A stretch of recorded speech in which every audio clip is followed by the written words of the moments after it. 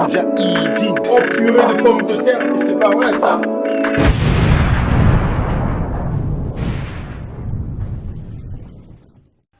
Alors, première interview de ma vie, synonyme que j'ai des femmes, du succès, la fanbase à Playboi Carti. Enfin, c'est seulement, mais bref, on va aller direct au sujet. Première question, quand j'ai commencé le rap? Bah, je m'en souviens comme si c'était hier, c'était le 1er août 2022. J'ai enregistré un truc, nul à chier, hein, c'est les premières fois dans le rap. Mais voilà, j'ai continué. Mais sauf qu'en fait, j'étais pas sérieux. Je faisais ça un peu pour la blague. Même si j'écoutais déjà... j'étais déjà passionné de rap, mais sauf que c'était pas ma passion première. Ma passion première à ce moment-là, je crois que c'était l'histoire géographique, quelque chose comme ça, tu vois. C'était... Mais sauf que j'avais le rap qui était derrière moi. C'est un truc que j'écoutais, donc voilà, je suis devenu rappeur. Et par une journée au hasard, tu vois, en enregistrant une mixtape. Alors, es-tu d'accord avec la phrase de Youssoupha, c'est le seul style hardcore, le rock n'a plus de couilles? Cette phrase est tellement nombriliste, mais c'est un truc de fou. C'est un truc de fou comment c'est nombriliste. Putain, après, je vais dire la phrase là à mon pote Arslen, qui est un mec fan de black metal, il entend des satanistes chaque fois dans ses oreilles là. Voilà, c'est vraiment... non, c'est beaucoup trop nombriliste, je suis pas d'accord en fait. Alors, penses-tu que le rap a des sous-genres? Évidemment. Évidemment, le rap a des sous-genres.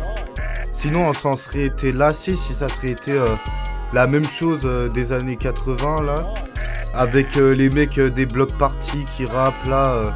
Y aurait même pas Grandmaster Flash si le rap n'aurait pas de sous-genre en fait. Car il n'y aurait pas de rap conscient, il n'y aurait rien. Donc bien sûr qu'il y a des sous-genres dans le rap. Et heureusement d'ailleurs. Alors, présente-toi et ton nom de scène. Mon nom de scène c'est Ivo Soulja. Alors je suis passionné de rap comme je l'ai dit, sinon je n'aurais pas été rappeur tout simplement. Mais voilà, mes styles sont le Memphis rap, le rap de Memphis tout simplement. L'horrorcore que moi j'appelle djihadi rap.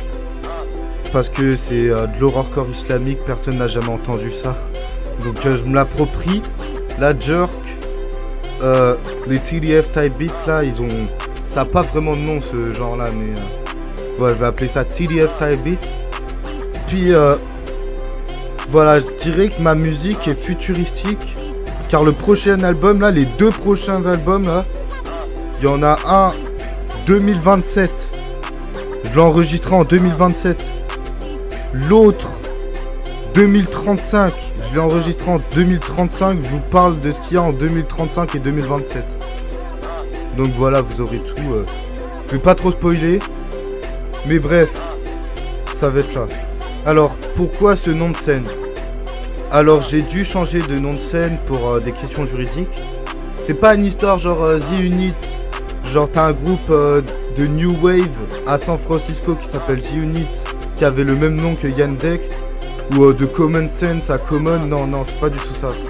Moi, c'est que j'ai eu un procès pour incitation au terrorisme, donc j'ai dû, pour ma musique, j'ai dû essayer de cacher des trucs comme ça, donc j'ai dû changer le nom. Et Ivo Soulja, c'est parce que je suis putain de fan du nom d'Evil Pimp. Vraiment, ce nom est incroyable. C'est juste ça. Voilà, c'est honnête. Alors, prochaine question. Ton premier morceau, est-ce bien Silent Night? Alors, factuellement, non. Car tout ce que j'ai dit, hein, j'ai commencé 1er août 2022, blablabla. Mes premiers morceaux factuels, oui.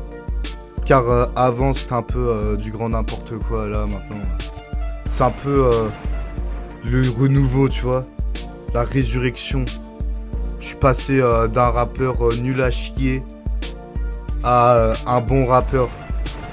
Penses-tu que quand tu auras vraiment percé, tu vas créer un label ou rejoindre un label non indépendant?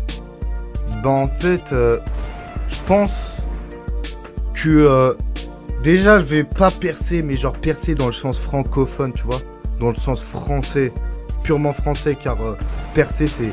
Ouais, t'es au mainstream, gros. Tu feats avec Booba, t'as un ingé son de Keukra. Non, je suis pas là-dedans. Moi, j'ai envie de percer de manière underground. Être un peu comme Hate Rookie ou Serran, tu vois. Des fanbases... des largeurs de fanbase comme ça. Mais je pense que je vais créer un label ou un truc comme ça où je vais être purement en indépendant, un peu comme un mec qui vend des cassettes à Memphis, tu vois. Bref, j'en sais rien. L'avenir nous dira. Ok, imaginons que tu es connu, que tirerais-tu du toit de maintenant? Bah en réalité, je me ferais une grosse poignée de main là, comme dans le même du Gros Menton, tu sais. La même, et je me dirais, ouais... T'as bien fait le grind, gros, t'as bien fait de sortir 2 albums sur une année, t'as bien fait. Voilà. Ok. Alors cette fois-ci, c'est un défi. Penses-tu faire des paroles en improvisant ces 4 phrases? Bart Simpson, cartel, guerre, polémique. Ok. Ok, vas-y. J'écris ta mort au tableau comme Bart Simpson, je frappe ta meuf. Elle passe de noir à blanc comme Michael Jackson, on explose les ponts comme Miguel et le cartel. Je décris tout ce que t'as pas envie de voir, le réel. Comme Mystical, je pars à la guerre. Tu y fais encore de la drill, suicide-toi, à quoi tu sers? On dirait Jamal Khashoggi dans le consulat, ça fait polémique. J'achète l'armée de ton pays pour débuter une crise économique. Alors, maintenant, on va parler en style. Je vais te montrer à chaque fois 2 rappeurs, connus ou non. Tu vas choisir en fonction de ce que tu veux. Alors, NTM Moyen. Or là, je me sens comme un Soudanais en Suède. Je suis totalement étranger à leur musique. Donc, je vais devoir... Ayam, ils sont surcotés de fou. Choisis NTM. Car Ayam c'est surcoté de fou sa mère. Or maintenant Nekfeu ou Orelsan. Or bon. Je vais être obligé de dire neutre. Car c'est 2 produits de consommation. C'est-à-dire en fait quand je vais au magasin, je compare pas la sauce algérienne en fait.